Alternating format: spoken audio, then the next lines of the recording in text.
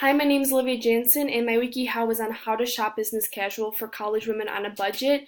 I chose this topic because I recently just had to go through this entire process of buying a business casual wardrobe, and I had no idea where to begin. So I figured since I just experienced this, I know a lot about this, and I love shopping, I should probably do a topic relating to all of those. So I did. My audience says college women, but I think since my steps are pretty general, I think men could also use this as well as maybe adults. They don't have to be for college kids, they can be for an adult. So pretty much I think anybody could use this WikiHow, but I did specifically target it to college women on a budget. So the purpose for this is obviously, I don't want to say just to help people, but essentially I do want to help women, young women, know how to spend their money wisely and know know what pieces to buy that's going to help them and make them look professional in the workplace. I got my business casual wardrobe for sorority, so if you have any like Greek life or anything like that, which I said in my intro of the WikiHow. So how did I go about designing this? I actually made a pages document, and I started off by listing all of my steps. So all 13 of my steps I listed, and then underneath each step you see like this little hyphenated. Those are the pictures I want to use. So I made sure everything was really clear for me while creating this WikiHow. And then underneath is the paragraph or the body of text that comes after the step. So in step 1, you can see that right here is my title or my first step, and then underneath it you have the picture, which is the website of the business casual right here, and then underneath that you have the body of text, which is right here. Right here I have the list of most common items, which is why I have these two little asterisks right here. And yeah, so I really made sure that I was using a program that I was very familiar with because I've never used WikiHow, so I really wanted to make sure that I was going to be able to create a really strong piece. So while trying to learn the WikiHow format, like I said, I've never used it before. So what I did is I went to just WikiHow in general, and I chose a super simple, already published piece, and I clicked edit so I could see what their steps look like. So ultimately, my biggest issue for this was actually the pictures. I could not get my pictures to format the way I wanted to. I tried everything. And then I thought, well, I might as well just look at an already published piece. Super simple solution, but took me forever to figure out. So I realized that, okay, they have to go after the step, which I figured out, and it worked perfectly.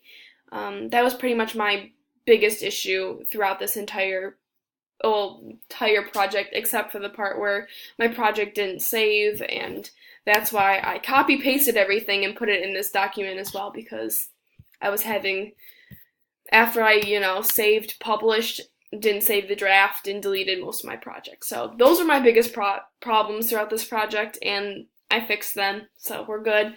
I took all my own pictures, so all the pictures that you see in the article I took myself, or I created them using Pages or Excel. So yeah. And then, like I said, the challenges were the project deleting and my pictures not formatting correctly. So yeah, I looked at another published piece for the solution about the pictures, and I ended up copy pasting my steps for this if in case it deleted again. So some of the feedback I received is that there was a spelling error, and I realized that a couple days after I had already published it. Now it's not going to load, but blazer was spelled wrong. It was spelled AR, but it was supposed to be ER. I think my computer auto-corrected it, but that's okay. So I fixed that in the pictures, which was right here. Steps 3 and 12 have this picture right here, one without the check marks and one with. So I just changed that, and I just put in the other pieces, or re-put in the pictures. And then also, excuse me, also on step 10, which is right here, since it's not going to load right here, which is weird, but right here it said, like it had a semicolon, Forever 21 in the step itself. And somebody said that you don't want to do that. I remember reading that and I just forgot to take it out. So I took that out and it's not in the final copy, so we'll just delete it on here too. And then, okay, that's weird. But for step 4, somebody said that I should add in about how to create the budget. Perfect, here we go.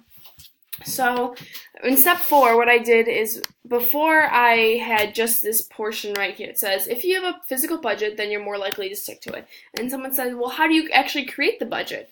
So I said, pretty much I added in this whole extra couple sentences about a price range, and if you're going above, you might be spending too much for just a starter wardrobe, and if you're going too low, or if you're going under the budget, and you're trying to buy an entire wardrobe, then you might not be choosing pieces that are gonna be durable enough to support you for a while.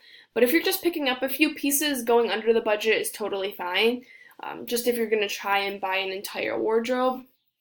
And then on step 13, I didn't have a verb starting, I think is what you want. So I just took out the word before it, and it flowed perfectly the same.